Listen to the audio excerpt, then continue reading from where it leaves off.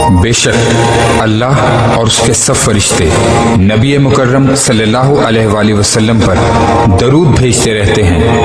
اے ایمان والو، تم بھی ان پر درود بھیجا کرو اور خوب نحمدہ و نصلی علی رسولہ الکریم، اما بعد فاعوذ باللہ من الشیطان الرجیم، بسم اللہ الرحمن الرحیم۔ شاہ است حسین، بادشاہ است حسین، دین است حسین، دین پناہ است حسین، سرداد نداد دست در دست یزید، حقہ کے بنائے لا الہ است حسین۔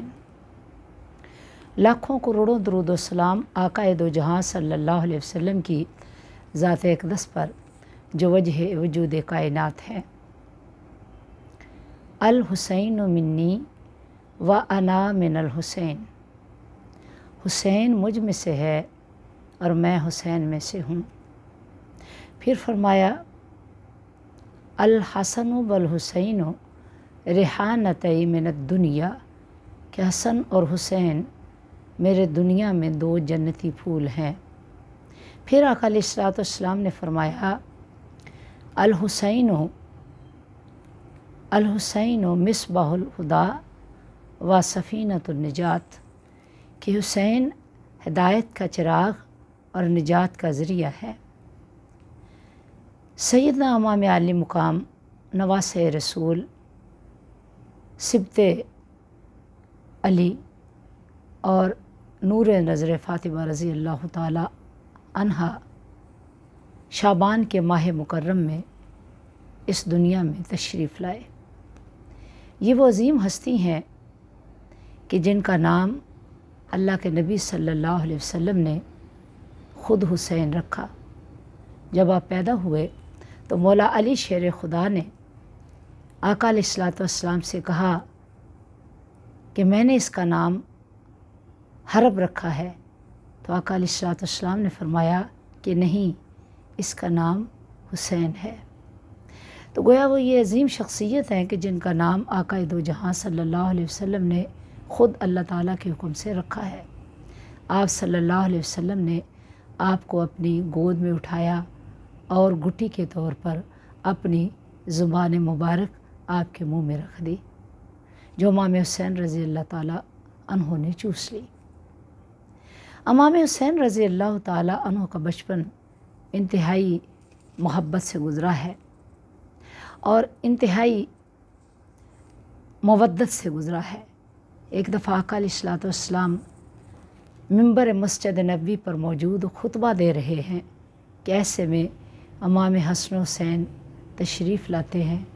چونکہ چھوٹے ہیں، ننھے بچے ہیں، تو لڑکھڑاتے قدموں سے چلتے ہوئے آ رہے ہیں۔ آقا علیہ الصلوۃ والسلام نے اپنی منبر کو چھوڑا اور بھاگتے ہوئے دونوں شہزادوں کی طرف گئے اور آپ کو اٹھا کر اپنی گود میں بٹھا لیا۔ امام حسن کو ایک ران پر اور امام حسین کو دوسری ران پر، اور ان کے چہروں کو چومنے لگے۔ صحابہ کرام یہ منظر دیکھ رہے تھے کہ آقا علیہ الصلوۃ والسلام اتنی محبت فرماتے ہیں۔ جب خطبہ ختم ہوا تو فرمایا ہاں، میں ان سے بڑی محبت کرتا ہوں، جو ان سے محبت کرتا ہے میں ان سے محبت کرتا ہوں۔ اپنے ہاتھ بلند کیے اور فرمایا یا اللہ، جو ان سے محبت رکھے تو ان سے محبت رکھ، اور جو ان سے بغض رکھے تو ان سے بغض رکھ۔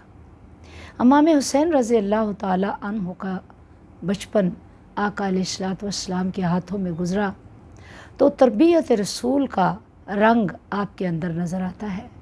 آپ کی ایک ایک ادا ادائے مصطفیٰ ہے۔ آپ کا چلنا، آپ کا بولنا، آپ کا سوچنے کا انداز اور آپ کی عبادت کا سارا جو عکس ہے وہ عکس مصطفیٰ صلی اللہ علیہ وآلہ وسلم ہے۔ آقا علیہ الصلوۃ والسلام کی وفات یا وصال کے بعد اگر صحابہ کرام آپ کو دیکھنا چاہتے تو سر سے گردن تک امام حسن کو دیکھ لیتے اور سینے سے پاؤں تک امام حسین کو دیکھ لیتے، یعنی آپ کے دونوں شہزادے آپ صلی اللہ علیہ وسلم کے ہم شکل تھے۔ ایک دفعہ آقا علیہ الصلوۃ والسلام अपने दोनों नवासों से प्यार कर रहे हैं। बल्कि एक हदीस में आता है कि हज़रत इब्राहीम जो आपके बेटे थे और इमाम हुसैन जो आपके नवासे थे, दोनों को गोद में लिया है और शफ़क़त व मोहब्बत फरमा रहे हैं।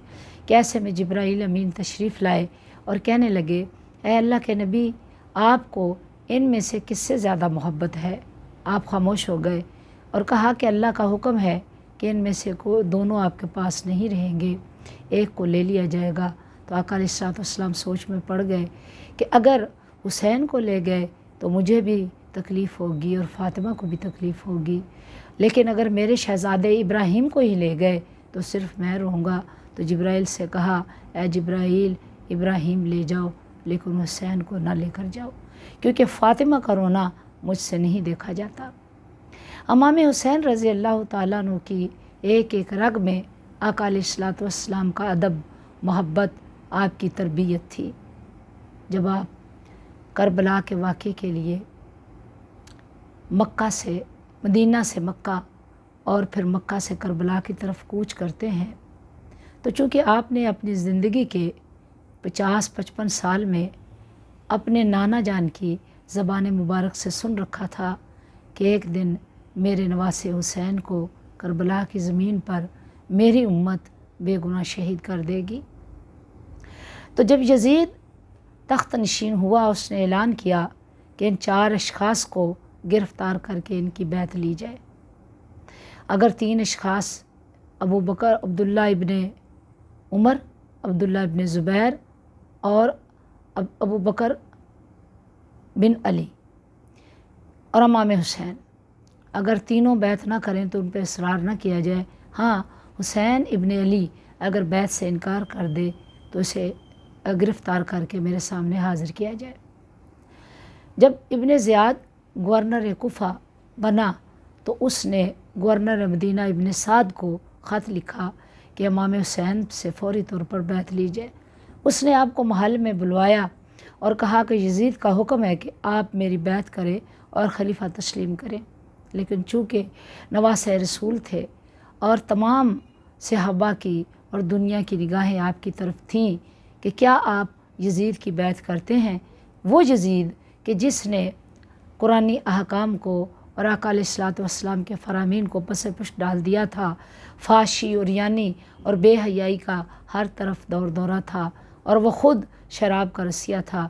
उसके महल में कई की ख़वातीन बैक वक्त मौजूद होती, जिससे वह शराब व शबाब के नशे में मस्त रहता। अब चूँकि इमाम हुसैन नवासे रसूल थे, फ़र्ज़ंद मुस्तफ़ा थे, वो किसी सूरत ऐसे शख्स की बैत नहीं कर सकते थे जो इस्लामी शायर का, इस्लामी इक़्तिदार का पाबंद न था और आका दो जहां सल्लल्लाहु अलैहि वसल्लम के लाए हुए दीन का और शरीयत का मजाक उड़ाता था। लिहाजा आपने बैत करने से साफ इनकार कर दिया और कहा कि मैं अपने ख़ानदान को, खानवादे को लेकर यहाँ से चला जाता हूँ। तो रात का वक़्त था, आपने अपनी बहन सैयदा ज़ैनब से मशवरा किया और अपने खानवादे को, अपनी फैमिली को इकट्ठा करके मदीना से मक्का आका दो जहां सल्लल्लाहु अलैहि वसल्लम की कब्र अनवर पर तशरीफ़ ले गए और उनसे अर्ज़ की कि नाना जान, मैं आपका नवासा इस वक्त बेबसी के आलम में यहाँ से कूच करता हूँ। और आप कब्र मुस्तफ़ा से लिपट कर बहुत रोए।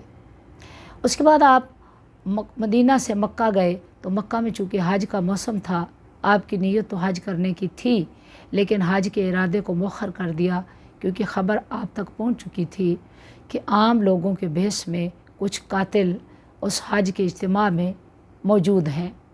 आपने खून खराबे को मक्का में यानी हरमे काबा में पसंद नहीं फरमाया और वहाँ से उम्रे में हज को बदल कर वहाँ से कूच फरमा गए। चलते चलते करबला के मैदान में आप आते हैं। करबला नैनवा वो सरज़मीन है जिसके बारे में आका दो जहां ने ख़बर दे दी थी। एक दफ़ा हज़रत उम्मे सलमा रज़ी अल्लाह ताला अन्हा मौजूद हैं तो आका अलैहिस्सलाम के पास जिब्रील तशरीफ़ लाए। कहने लगे, ऐ अल्लाह के नबी, आपके नवासे को सरज़मीन करबला में आपकी उम्मत शहीद कर देगी। तो आका दो जहां सल्लल्लाहु अलैहि वसल्लम को इस सरज़मीन की मिट्टी भी दी। आपने वो मिट्टी सईदा उम्मे सलमा को दे दी क्योंकि आप जानते थे کہ کربلا کے واقعے کے وقت سوائے ام سلمہ کے کوئی دوسری زوجہ موجود نہیں ہوں گی، تو فرمایا کہ اس کو سنبھال کر رکھ لو، جس دن یہ مٹی خون میں بدل جائے سمجھ لینا میرا حسین شہید کر دیا گیا ہے۔ امام علی مقام سن 61 ہجری میں میدان کربلا میں پہنچتے ہیں۔ آپ نے ساری رات سفر کیا اور اپنے احباب سے یہ بھی کہا کہ آپ میں سے جو واپس جانا چاہے وہ جا سکتا ہے، میں چراغ گل کر دیتا ہوں تاکہ کل میں اپنے نانا محمد رسول اللہ کے سامنے کسی کی شکایت نہیں کروں گا۔ رات ہوئی، یہ خطبہ ارشاد فرمایا، جب صبح ہوئی تو اس میں سے کوئی شخص بھی واپس نہیں گیا تھا، بلکہ سب کے سب آپ کے پاس موجود تھے اور آپ پر جان لٹانے اور جان نثاری کا عہد کر رہے تھے۔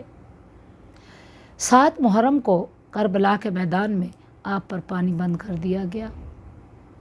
پھر 9، 7، 8 اور 9 محرم تک خانوادہ رسول پر پانی بند ہے۔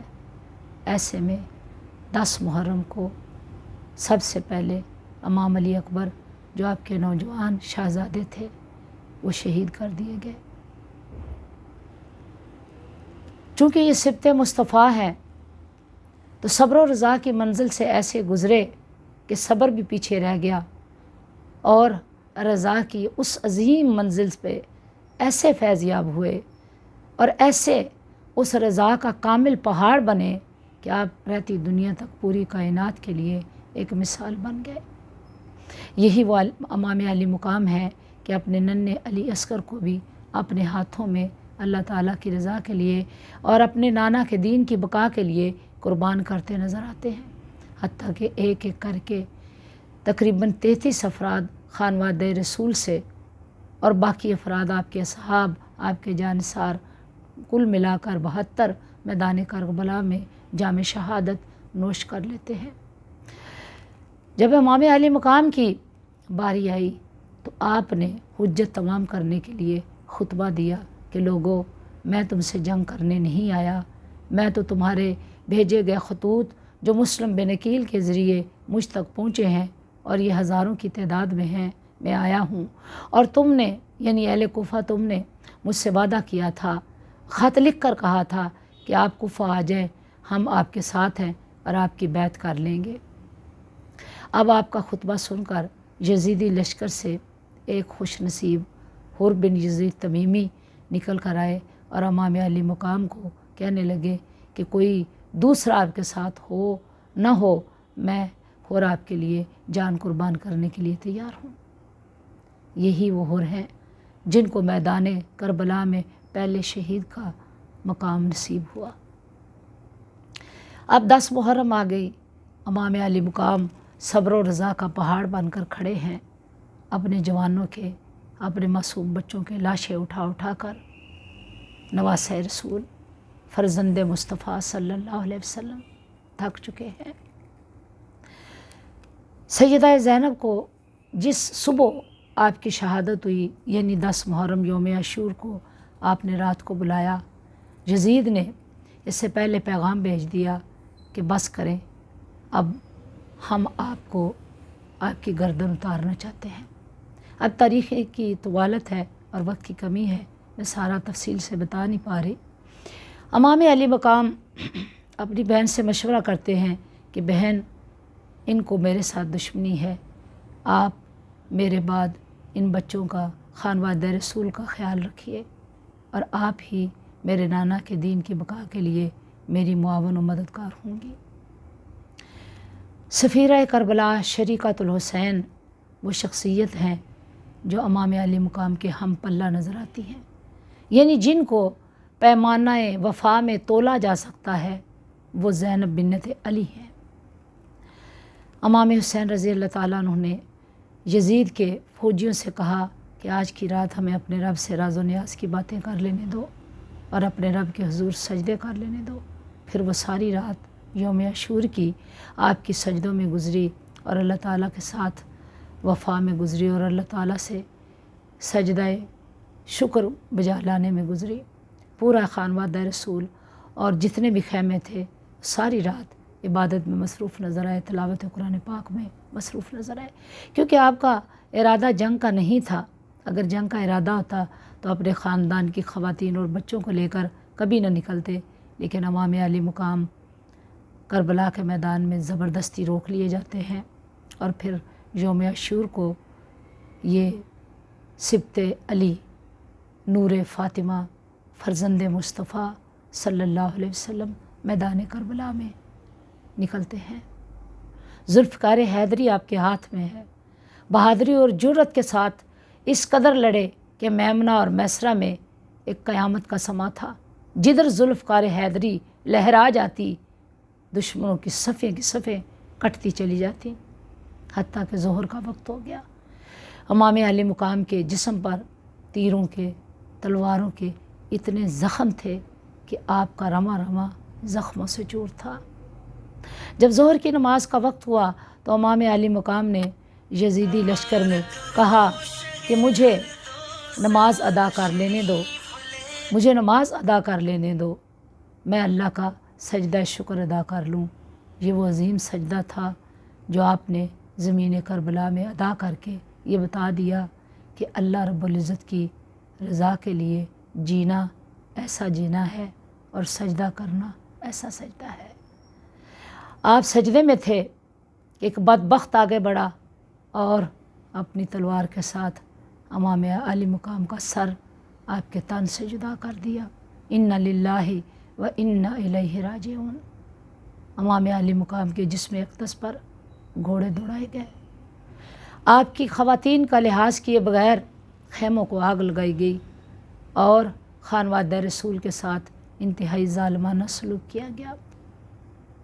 یہ کربلا کا سانحہ ایک ایسا سانحہ ہے جس نے تاریخ اسلامی کے رخ ہی بدل دیا اور پوری کائنات کے لیے اسلام کو ایک ایسے مذہب کے طور پر متعارف کرایا کہ جس میں رحم، محبت اور مودت نظر نہیں آتی۔ لیکن امام علی مقام نے اس مقام پر بھی صبر و رضا کا وہ عظیم الشان مظاہرہ پیش کیا کہ رہتی دنیا تک ہر زمانہ یہ پکارے گا کہ ہمارے ہے حسین۔ ہر زمانہ انسان کو بیدار تو ہو لینے دو، ہر قوم پکارے گی ہمارے ہے حسین۔